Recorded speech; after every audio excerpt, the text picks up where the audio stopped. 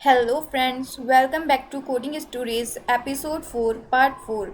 आज की इस वीडियो में हम डॉम मैनिपुलेशन के कॉन्सेप्ट को अच्छे से समझेंगे इंटरव्यू पॉइंट ऑफ व्यू से। So let's get start with episode 4 part 4 of coding stories. Question 1, what is DOM? DOM stands for Document Object Model. It is programming interface that represents the structure of a web page in a way that programming languages like JavaScript can understand and manipulate. The DOM has tree-like structure where each node is an object that JavaScript can interact with. It allows JavaScript to add, delete, update, or modify content dynamically, such as changing text, color, and style. Let's look at this image. इसमें जो भी हमारा document जो भी हमारा HTML का एक web page होता है जिसमें कि हमारे डॉक्यूमेंट का टाइप है, हेडिंग, टाइटल, बॉडी, जितने भी एलिमेंट्स होते हैं वो क्या करते हैं, एक ट्री लाइक स्ट्रक्चर क्रिएट करते हैं। उसी स्ट्रक्चर को हम क्या कहते हैं, डॉम कहते हैं। ये क्या करता है, जावास्क्रिप्ट का जो कंपाइलर होता है उसको हेल्प करता है उस पेज को अंडरस्टैंड करने में, और जो जावास्क्रिप्ट का कंपाइलर होता है इन्हीं नोड्स और एलिमेंट को क्या करता है, ऐड, डिलीट, अपडेट और मॉडिफाई करता है। Now let's move on to our next question. What is the difference between node, element and document? Node is the base interface of all DOM objects, including element, text and comments. यानी कि जो सबसे base node है, यानी कि जितना भी कुछ हमारे आप बोल सकते हो HTML डॉक्यूमेंट पे हम देखते हैं, चाहे वो बॉडी हो, हेड टैग हो, चाहे वो डॉक्यूमेंट हो, जितने भी उसके एलिमेंट्स हम क्रिएट करते हैं वो क्या कहलाती है, वो होती है node. Element is a subclass of node that especially refers to HTML and XML document.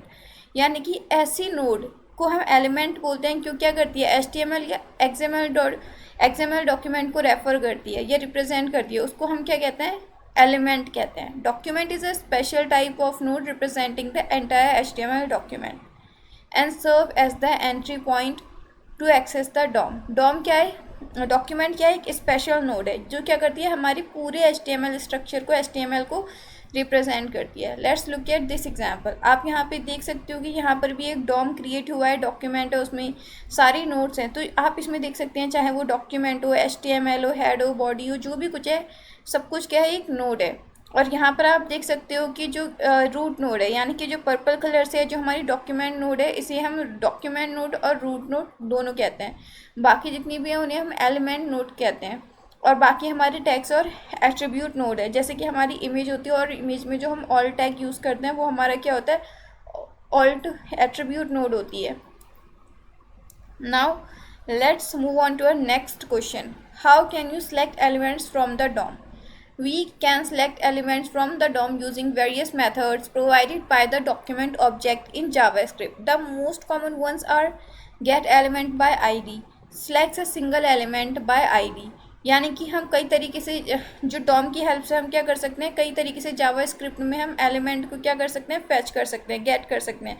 एक तो तरीका क्या है सेलेक्ट करने का, that is gate element by ID. यानी कि जब हमें सिर्फ कोई एक एलिमेंट को सिलेक्ट करना हो तो हम गेट एलिमेंट बाय आईडी का यूज़ करते हैं। Gate elements bye class name का यूज़ करते हैं जब हमें कई सारे एलिमेंट्स को सिलेक्ट करना है और हमें एक लाइव HTML कनेक्शन रिटर्न करना है। Gate elements bye tag name, यानी कि जैसे हमारा P टैग हो गया, H1 टैग हो गया या हमारा इमेज टैग हो गए, तो उनका यूज़ करके भी हम क्या कर सकते हैं, उस एलिमेंट को सिलेक्ट कर सकते हैं। तो हम यहाँ पे लिखेंगे gate elements bye tag name और ये लिख देंगे कि जो भी हमारा उस टैग से रिलेटेड जितने भी एलिमेंट होंगे वो हमारे आ जाएंगे। क्वेरी सिलेक्टर से क्या करते हैं, selects the first matching using the CSS selector. Query selector क्या करता है, जो भी हम उसमें लिखते हैं, चाहे वो हम कोई क्लास लिखें, चाहे कोई आईडी लिखें, तो उससे जो भी सबसे पहला सिलेक्टेड एलिमेंट होता है वो उसको रिटर्न कर देता है। और क्वेरी सिलेक्टर ऑल क्या करता है, जितनी भी उससे रिलेटेड जितनी भी नोट्स उससे मिलती हैं, क्लास नेम, आईडी से रिलेटेड, वो उन सबको रिटर्न कर देता है। Now let's move on to our next question. What are DOM events? DOM events are action that occur in the browser like clicks, skip, presses or page loads. JavaScript lets us listen for these events using add event listener and respond with a function, making web pages interactive. In JavaScript, inner HTML, inner text and text content are used to access or modify the content of HTML elements, but they serve different purposes.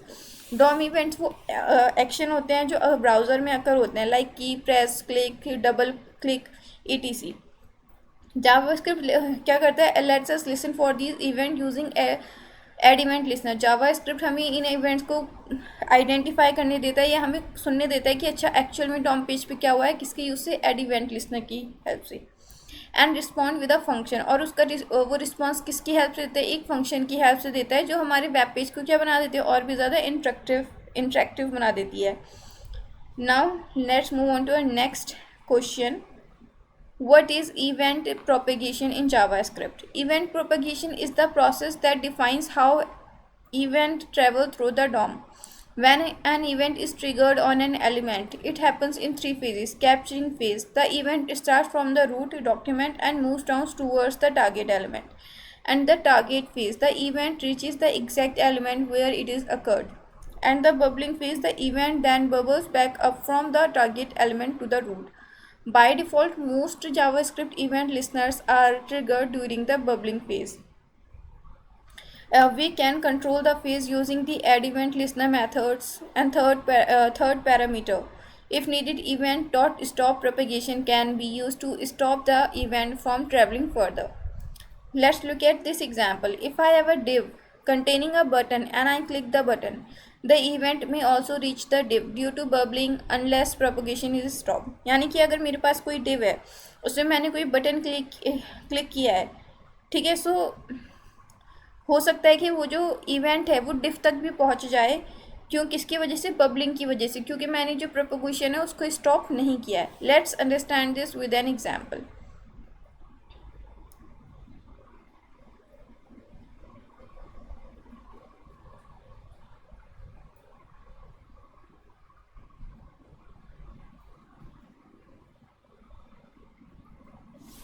Let me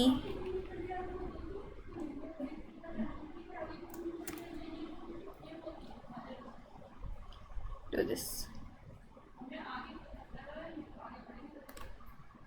Let me comment this right now.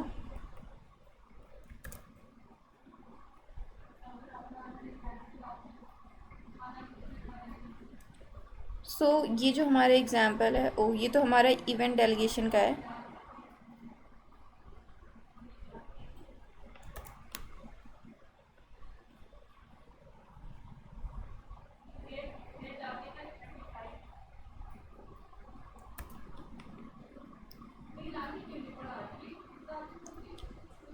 आप इसको देखोगे, मैं आपको console open करके दिखाती हूँ।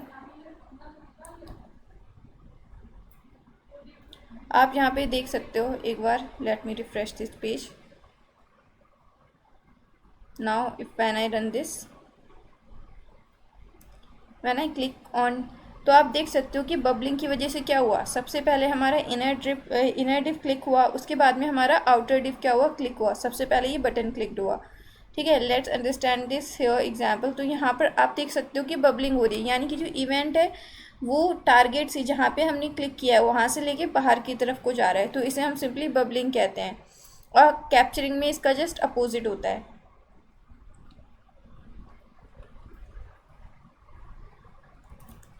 Let me comment this again. Now let's move on to our next question.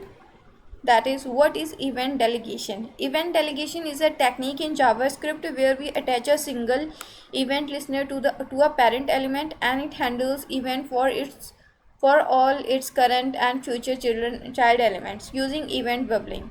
Instead of attaching event listener to each child element, we attach one to the common parent. Let's understand this with an example here. Let me delete this one first.